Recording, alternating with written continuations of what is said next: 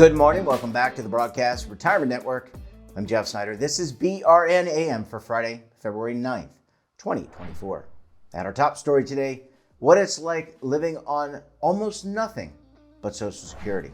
And joining me now to discuss this and a lot more, Sandy Markwood is the Chief Executive Officer for U.S. Aging. Sandy, it's great to see you. Thanks so much for joining us on the program this morning. Jeff, thanks for having me. And we're going to talk about Social Security this morning. Often considered the third rail of American politics. Unfortunately for both you and I, we're not talking politics. And I want to start off with just a basic question. How important is Social Security to many Americans in our country in terms of supporting their retirement dreams and income? Well, as we're looking at Social Security was created to be a safety net program. And it wasn't created to be the only source of retirement. But life has changed over the years since it was instituted. And now we've gone from defined benefit pensions to defined contribution. We've gone from defined benefit pensions to defined contribution pensions. And as that happens, a lot of people have either had ideas that Social Security would be more than a safety net. Yeah. And because of that change in pensions, savings has changed as well. And so now as we're looking at Social Security and looking at the future of Social Security, more and more, there are people that are really relying on Social Security for their retirement benefits. And when you look at the average Social Security check being $1,900, Jeff, that's just not that much. No, it's not enough when you're on a fixed income and inflation. And I know, Sandy, they just adjusted. I think the COLA, it was probably one of the biggest COLAs, cost of living adjustments, I think for 2023 to deal with some of that inflation. But even with that COLA, Sandy, as you said, it's just not enough for people who are in retirement and on a fixed income. Right. It's not enough when you're looking at all of the costs that are associated as you age.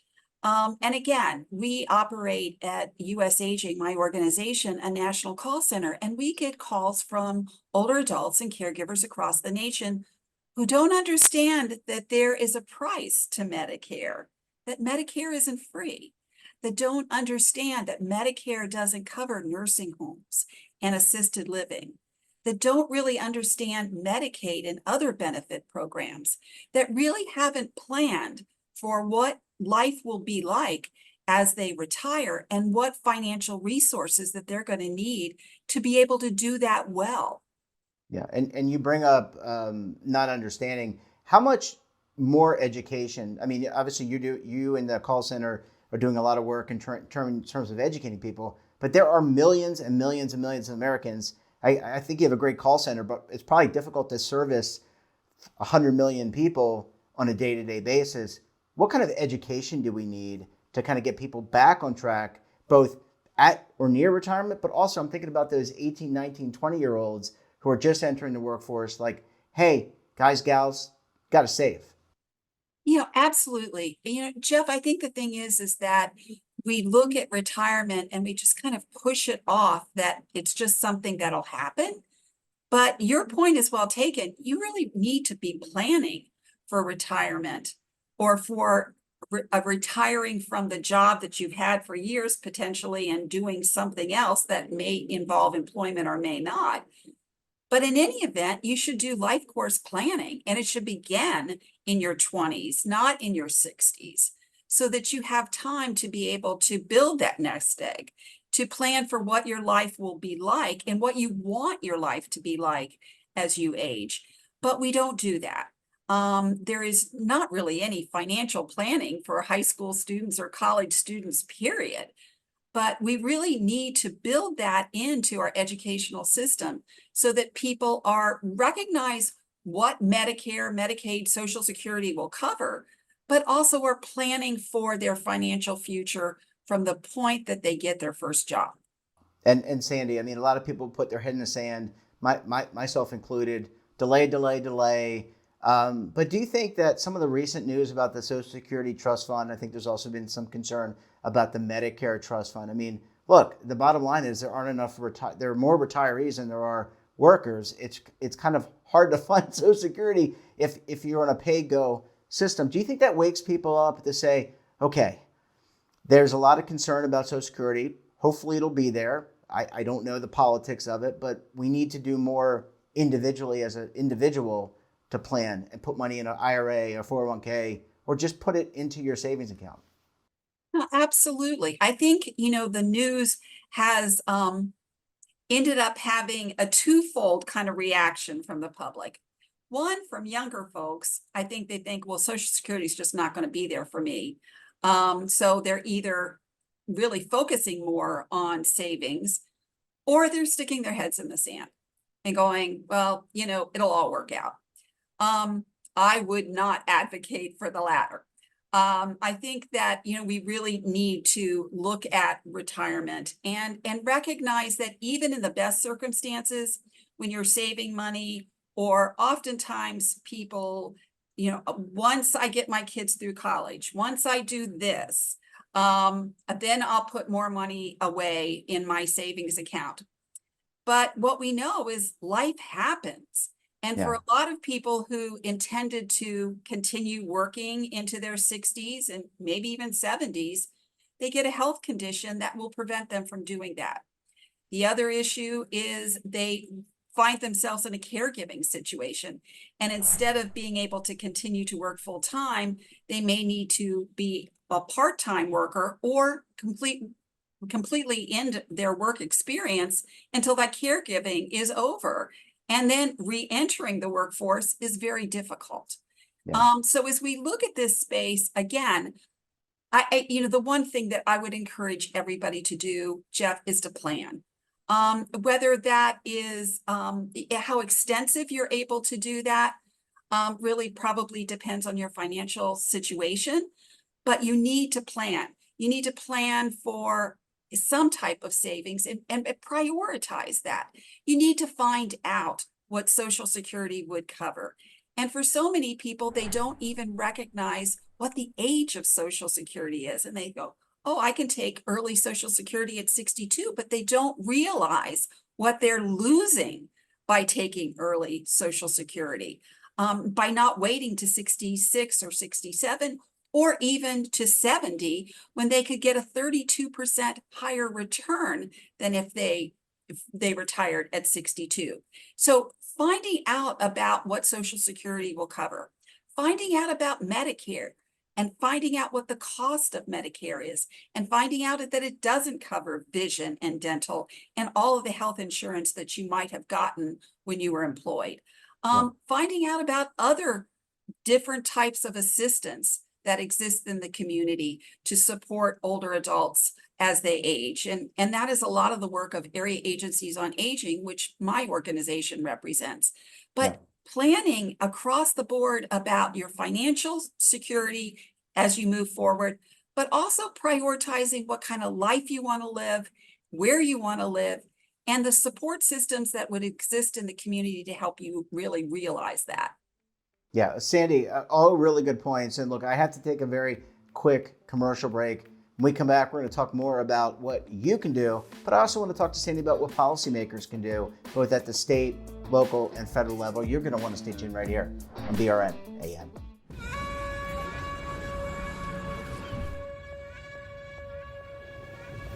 Imagine a new television network that will make you richer, healthier, and in control of your financial future.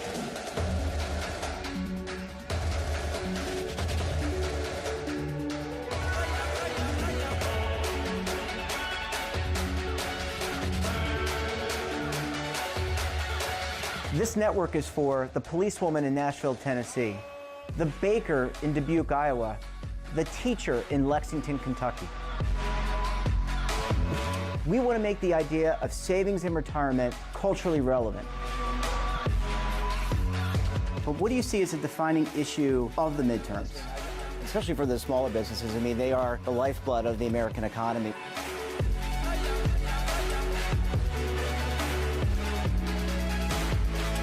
featuring exclusive interviews, current affairs, and docuseries.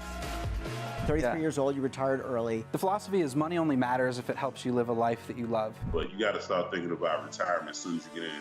The Broadcast Retirement Network will drive very high engagement with premium partnerships. So this isn't retirement and savings for your parents or grandparents. This is for all Americans. And we're going to change the way you think about money.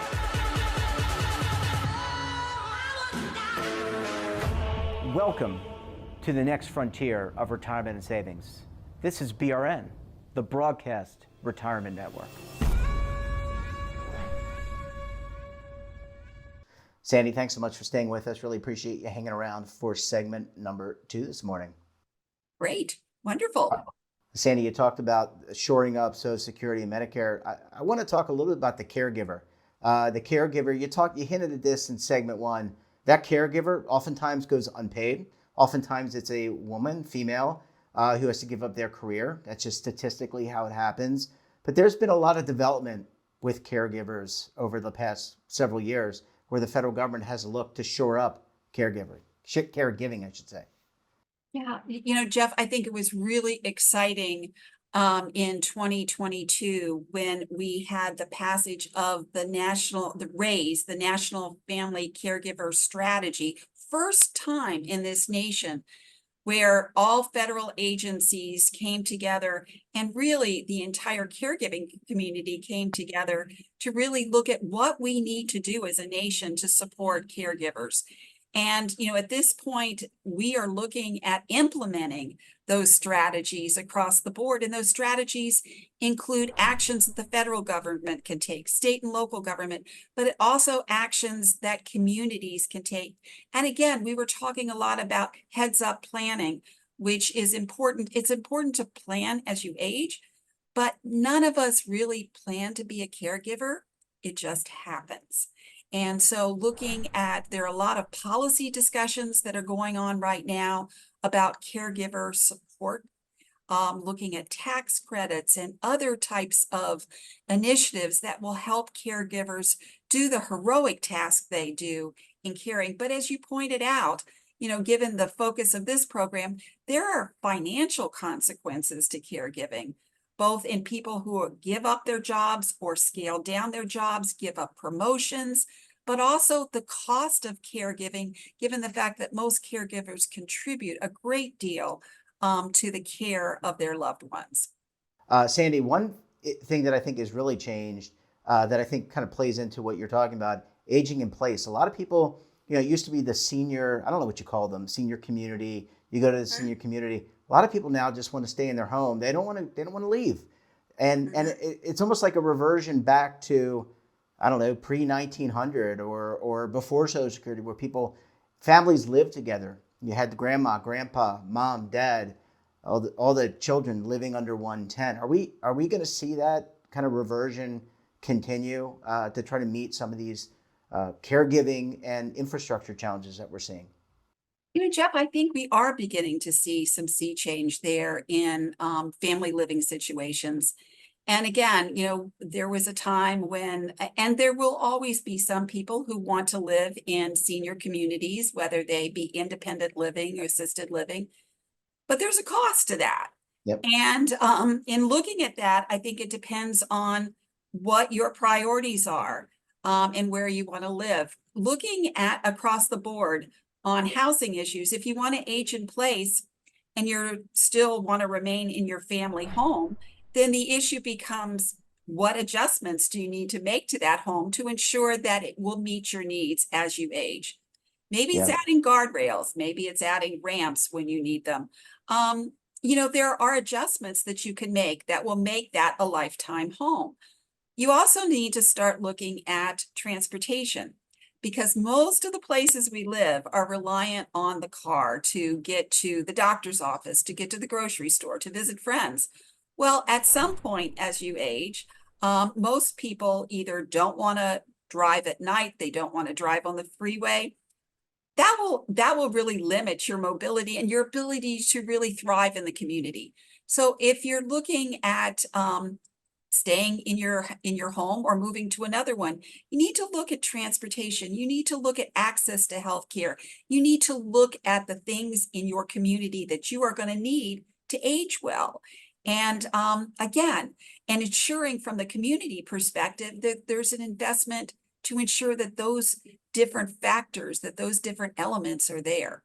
Yeah, I think you make some really good points. I think this is the first of many steps. I realize that you and others have been in this industry for a long time doing the planning. I think a lot of us are just kind of waking up, and I think that's where the education as well is going to come in, how to use Social Security, Medicare, but also what you can do to prep yourself to be ready for your life after 65. Sandy, we're going to have to leave it there. Great to talk to you. Thanks so much for joining us, and we look forward to having you back on the program again very soon. Wonderful, Jeff. Thanks for having me. And that wraps up this episode of BRNAM. Have a topic of interest, someone you think we should talk to, drop us a line. And don't forget, for all the latest curated news in lifestyle, wellness, finance, tech, so much more, all in one place. Check out today's edition of our daily newsletter, The Morning Pulse. Want to search our archives, check out our latest content, then visit our website. We're back again tomorrow with another edition of BRN Weekly. Jane King will be joining us, and we'll have a very special guest. Until then, I'm Jeff Snyder. Stay safe. Can't get it all out. I'm Jeff Snyder. Stay safe. Keep on saving, and don't forget, roll with the changes.